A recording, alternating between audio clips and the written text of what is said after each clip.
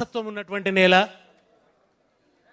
తను చేసిన పోరాటాలతో ప్రపంచం తన దిక్కు చూసేలాగా ఒక అద్భుతమైనటువంటి కాలాన్నే వెలిగించినటువంటి నేల మన తెలంగాణ. అంతర్గత వలస సమైక్యవాద సంకెళ్లను తెంచుకొని అస్తిత్వ సూర్యుడు వెలిగిన రోజు ఇవాల్టి 2వ జూన్ రాష్ట్ర అవతరణ దినోత్సవం. ఈ సందర్భంగా యావత్ తెలంగాణ ప్రజలకు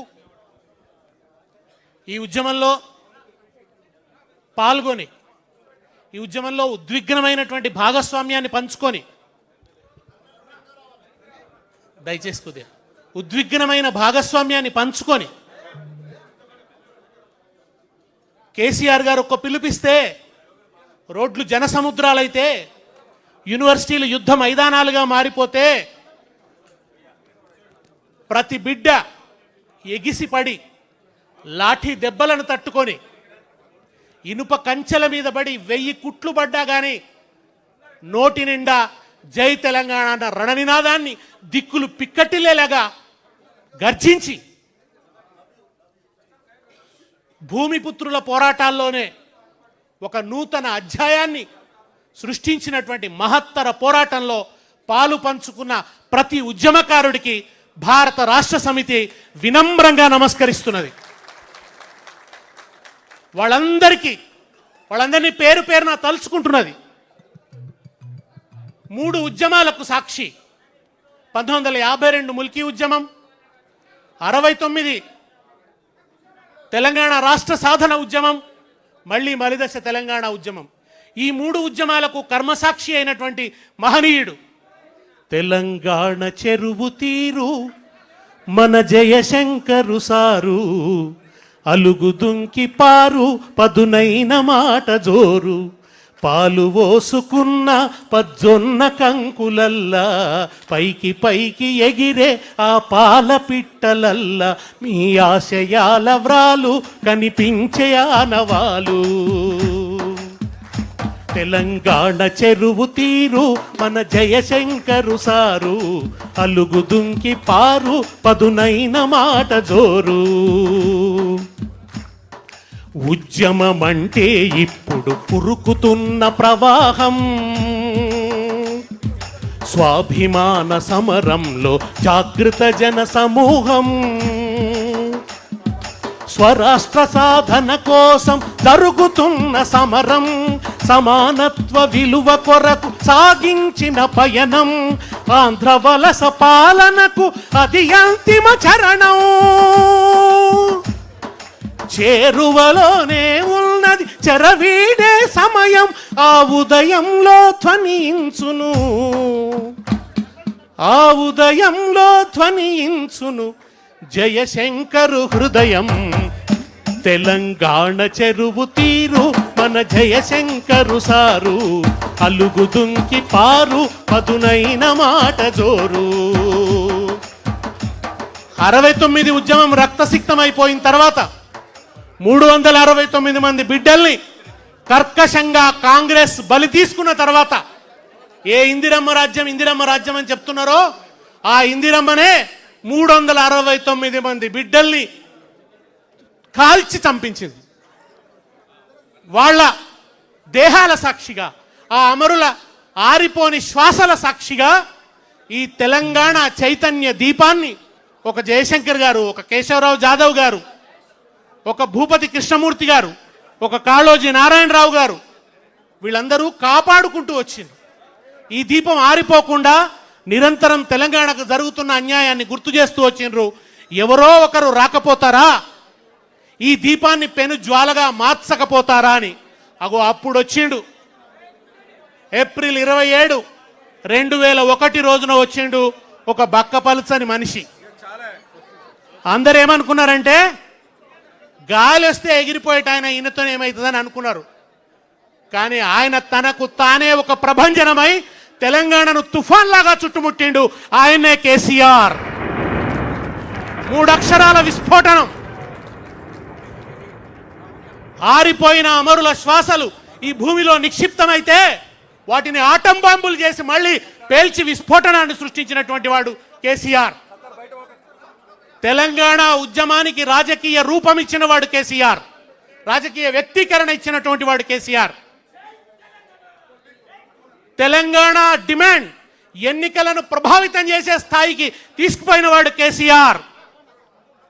ఇక్కడ చంద్రబాబు నాయుడు, అక్కడ వాజ్పేయి.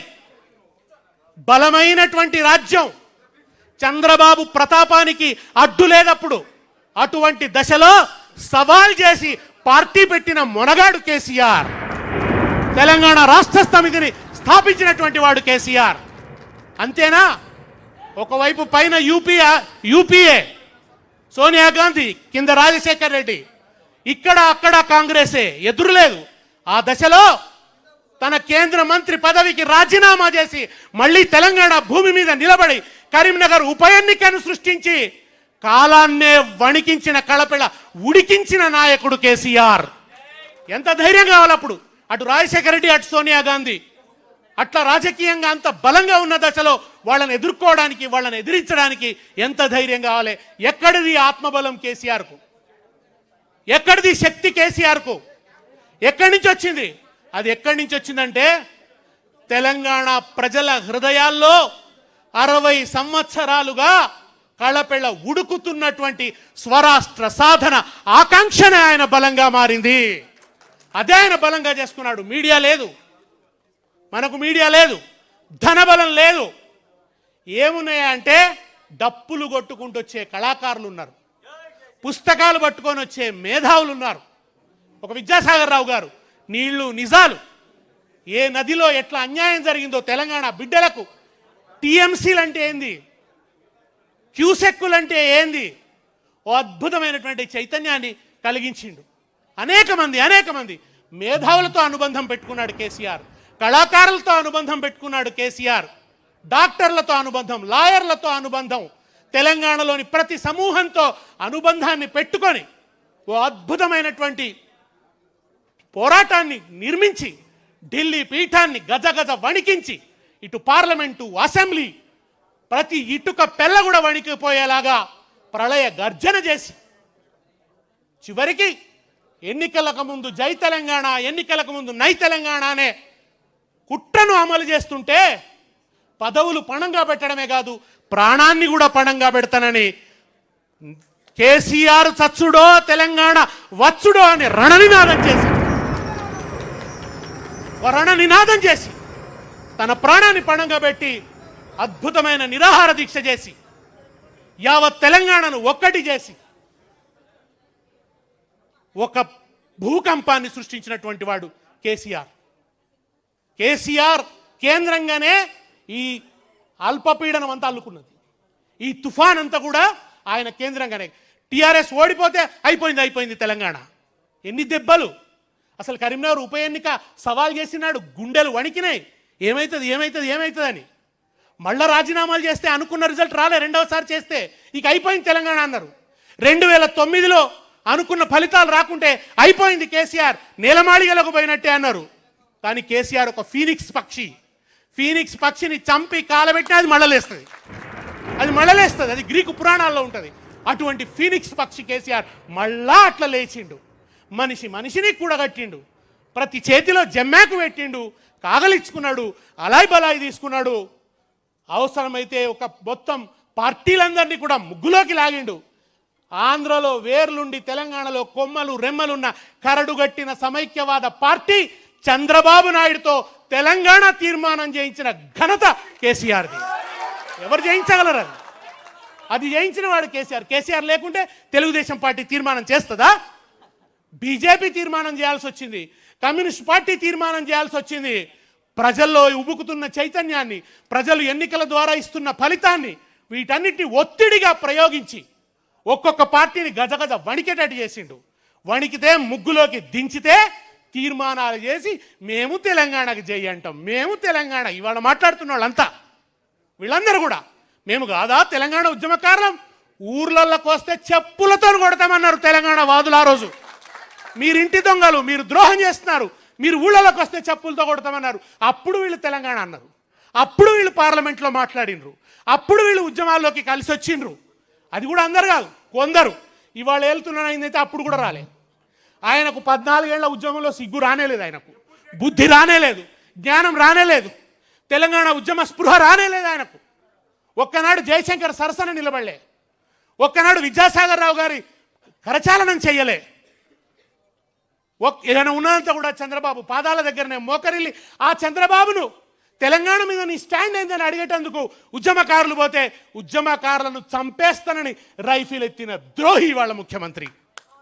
ఆ ద్రోహి ఇవాళ మళ్ళా తిరిగి తెలంగాణ అస్తిత్వం మీద మబ్బులు ముసురుకుంటే కోట లోపలుండి శత్రువులకు తలుపులు తెరిచినట్టు తలుపులు తెరుస్తున్నాడు. ఆ ద్రోహి వాళ్ళ విగ్రహాల పేరిట రాజకీయం చేస్తున్నాడు. ఎన్టీ రామారావు విగ్రహాలు చాలా కాలంగా తెలంగాణలో ఉన్నాయి, మనం పలకొట్టలే, మనమేం తీసేలే. కానీ ఇవాళ పెడుతుంది ఎన్టీ రామారావు విగ్రహం మాత్రమే కాదు, ఎన్టీఆర్ విగ్రహం వెనుక ప్రతిష్ఠించదలుచుకుంది చంద్రబాబు నాయుడిని. చంద్రబాబు నాయుడు ప్రతిష్ఠించడం కోసం ఆ విగ్రహాల మాటున ఇవాళ రాజకీయం నడుస్తున్నది.